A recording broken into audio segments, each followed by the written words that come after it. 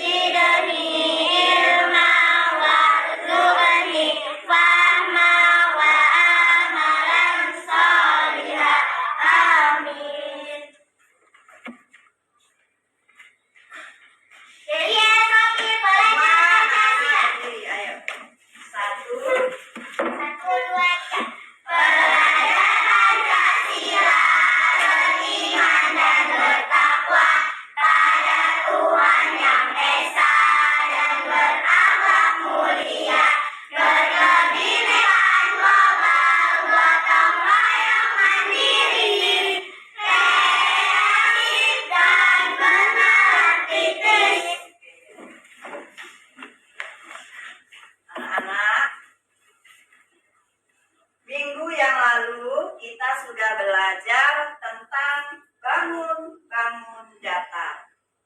Jadi kamu sudah tahu apa saja yang termasuk bangun datar. Ayo sebutkan anak-anak, siapa yang tahu? Minggu yang lalu kita sudah belajar tentang bangun datar. Apa aja yang termasuk bangun datar?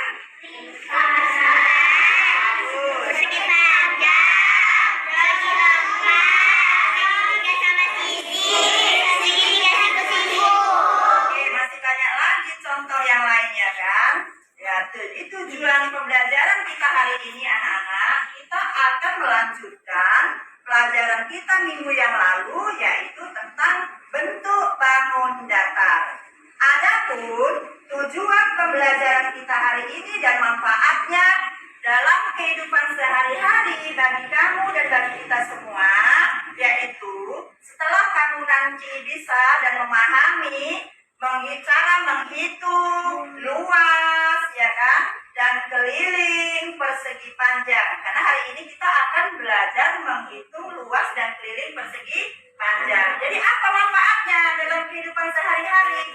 Nanti kamu akan bisa mengukur, contohnya, bisa mengukur luas dan keliling sawah ayahmu.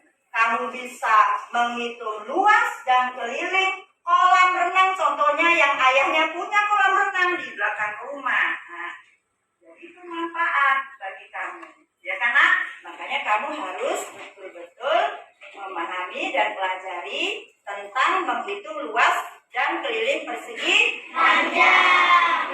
Langkah-langkah pembelajaran hari ini yang mau Ibu lakukan adalah kamu sudah Ibu bentuk menjadi kelompok-kelompok. Ada kelompok persegi panjang, ada kelompok lingkaran, ada kelompok segitiga, di sana segitiga sama siku-siku, di sana segitiga siku-siku, dan ada kelompok persegi. Jadi nama kelompok-kelompok kamu ini adalah bentuk bangun datar.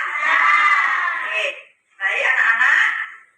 Kita akan mulai pelajaran kita hari ini. Perhatikan layar di proyektor ini yang mau Ibu tampilkan.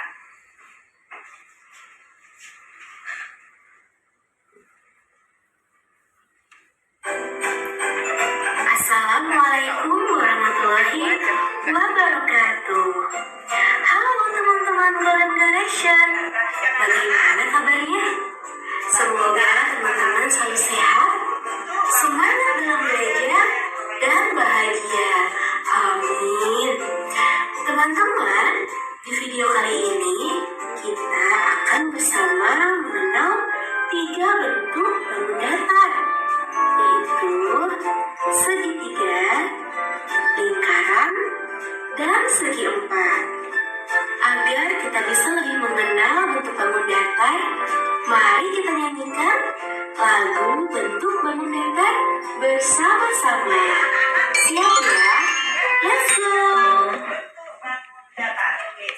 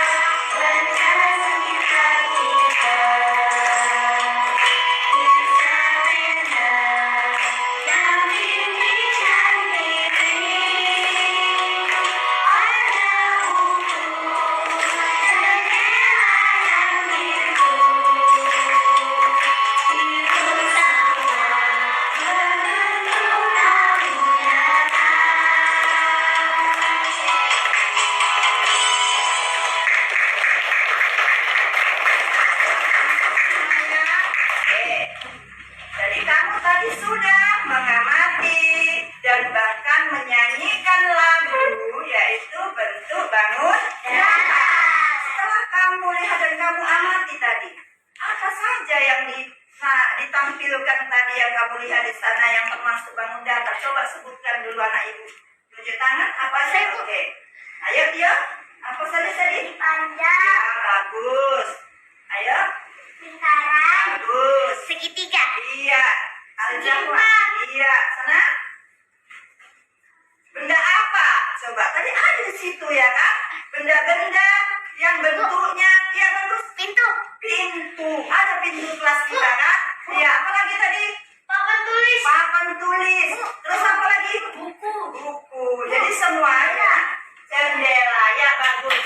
Jadi di kelas kita ini juga ada benda-benda yang bentuknya persegi panjang.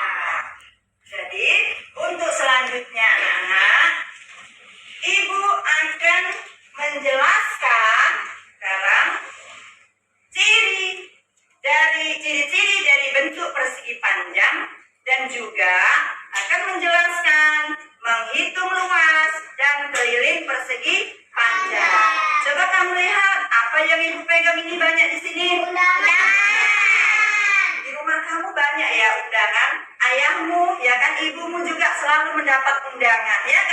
Jadi ini undangan ini coba kamu perhatikan. Nah, ibu bagikan dulu biar bisa kamu perhatikan. Bantu dulu ibu, terus bagikan sama kamu satu orang satu.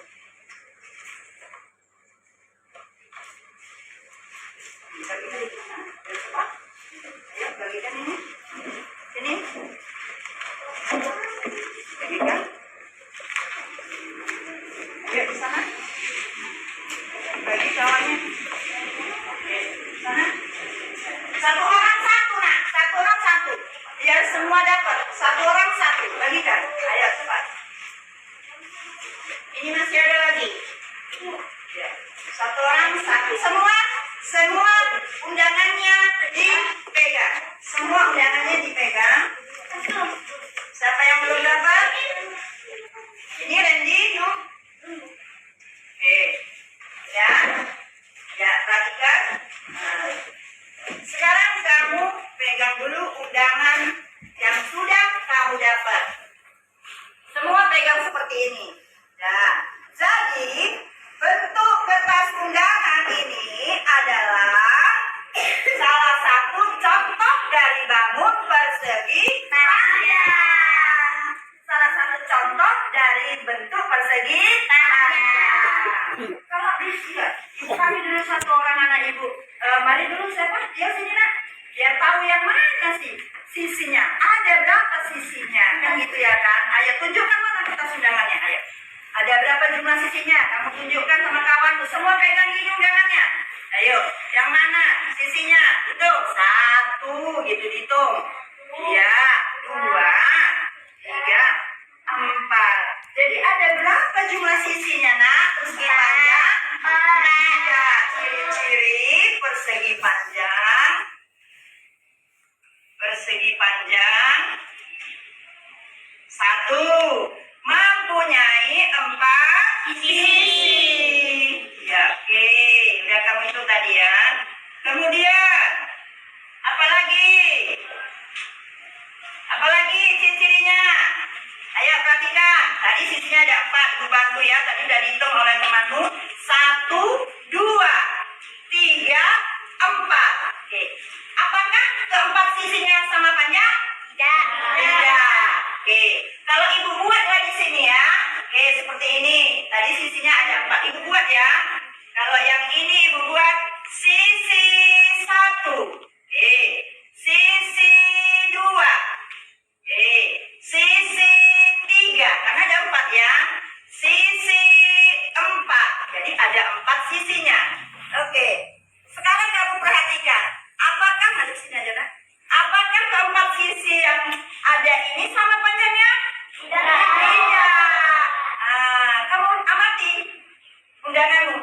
Enggak, tidak sama panjangnya. Terus apa? Yang sama panjangnya yang mana? Sisi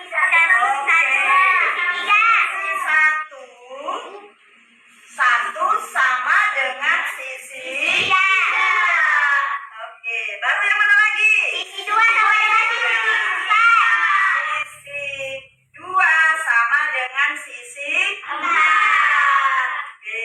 Jadi kalau gitu kesimpulannya, berarti ciri-ciri bangun persegi panjang yang kedua mempunyai 2 pasang sisi yang sama panjang. Yaitu sisi 1 sama dengan sisi 3. Sisi 2 sama dengan sisi 4.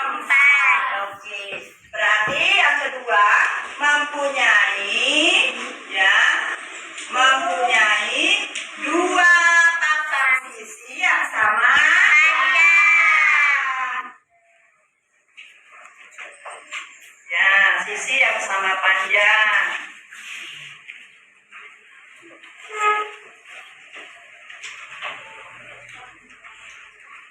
Oke, terus apa lagi ciri-cirinya? Ayo, dari sana. Kamu pegang ini. Semua lihat. Amat yang kamu dapat undangannya, kertasnya. Apalagi ciri-cirinya? Apalagi? Ayo. Selain ada sisinya, ada apanya lagi? Ada apa lagi? Ya, mempunyai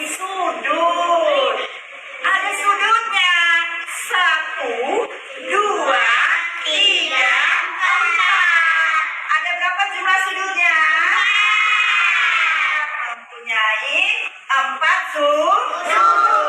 Oke, mempunyai 4 sudut. Apa nama sudutnya? Sudut siku. Ya, oke. Itulah ciri-ciri persegi panjang. Oke, kita kasih semangat dulu untuk teman kita yang udah dari paling depan.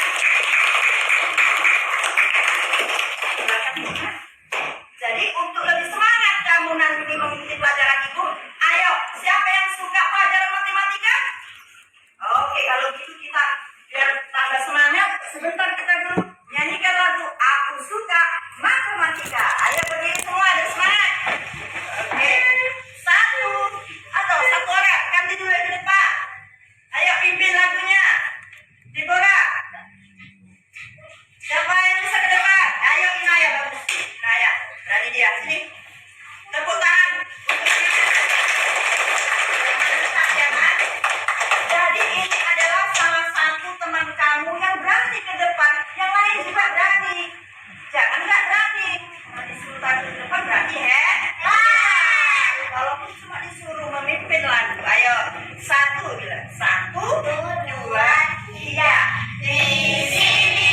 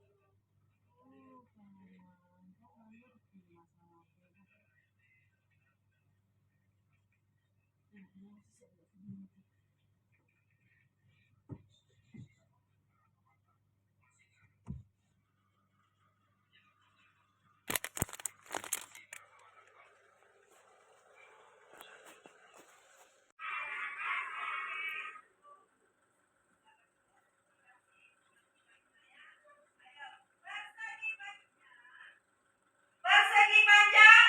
Aku. Lingkaran. Suka. Oke, segitiga. Matematika. Segitiga siku-siku. Persegi. Suka matematika. Oke, kita lanjutkan pelajaran kita tentang persegi panjang. Tadi kamu sudah Jatuh pun sudah menyebutkan ciri-ciri persegi panjang. Ayo semuanya ciri-ciri persegi panjang. Semuanya ayo baca. Ciri-ciri persegi panjang. 1. Mempunyai 4 sisi. 2. Mempunyai 2 pasang sisi yang sama panjang. 3. Mempunyai 4 sudut. 4. Sudut siku-siku. Oke, kita lanjutkan. Jadi untuk selanjutnya kita akan Ibu jelaskan cara menghitung luas dan keliling persegi panjang. Oke, jadi semuanya siapkan di situ ikuti Ibu. Ya kan, undangannya udah kamu siapkan semua. Ada penggarisnya, ada pensilmu. Sekarang coba kamu contohnya ini ya.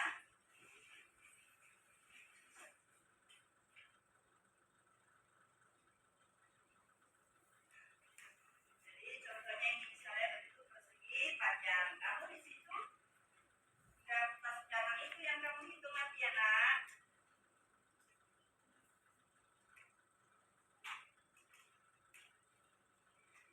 Oke, kita namakan dulu persegi panjang yang di depan sini adalah persegi panjang A, B, C, D.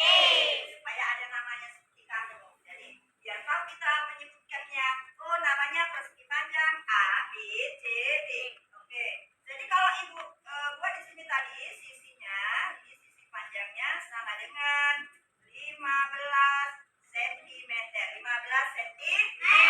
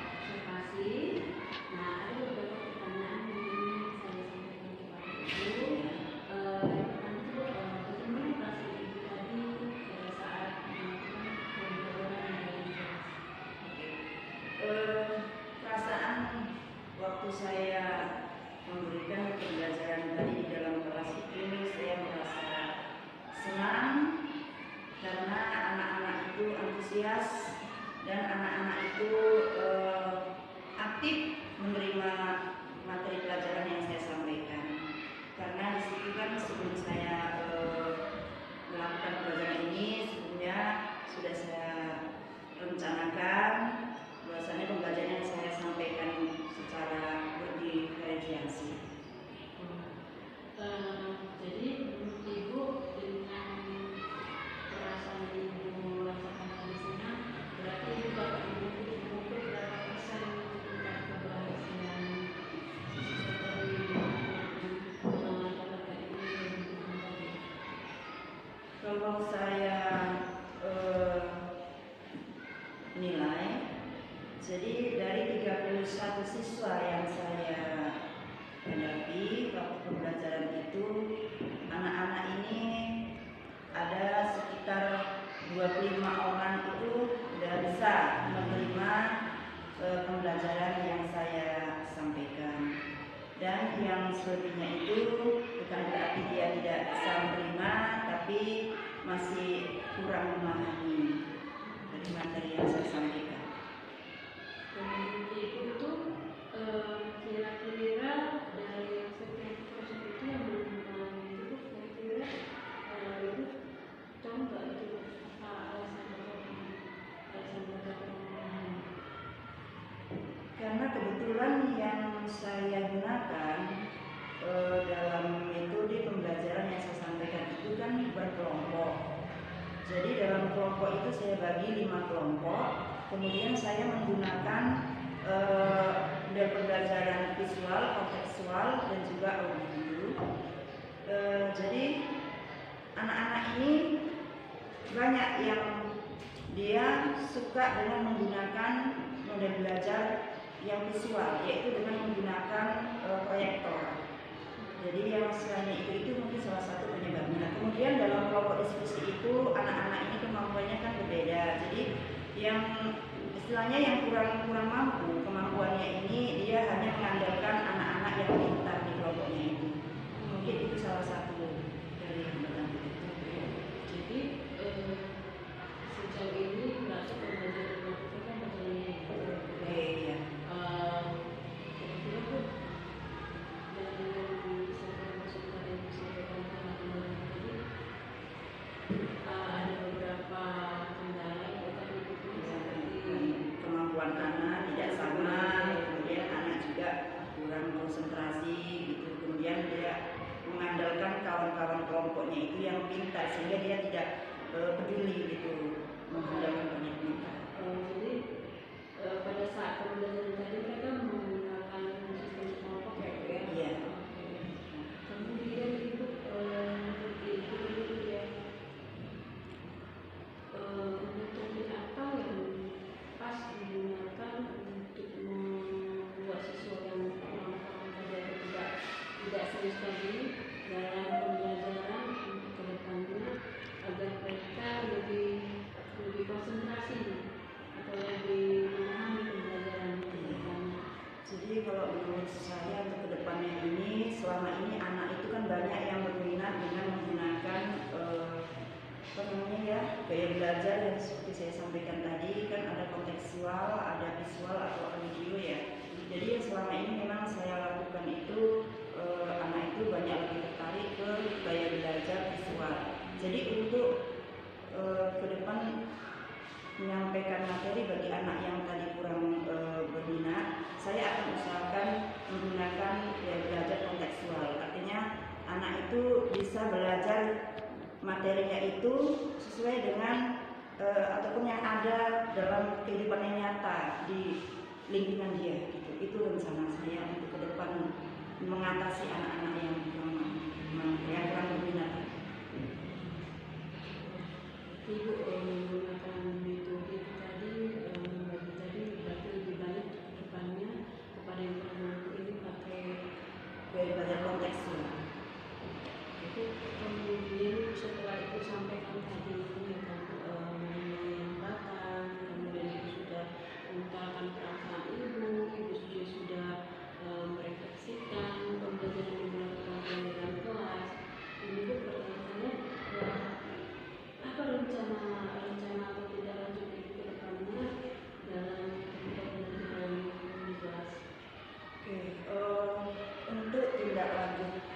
yang akan saya lakukan, saya akan lebih menggunakan metode-metode yang menarik, ya, supaya anak ini lebih berminat dan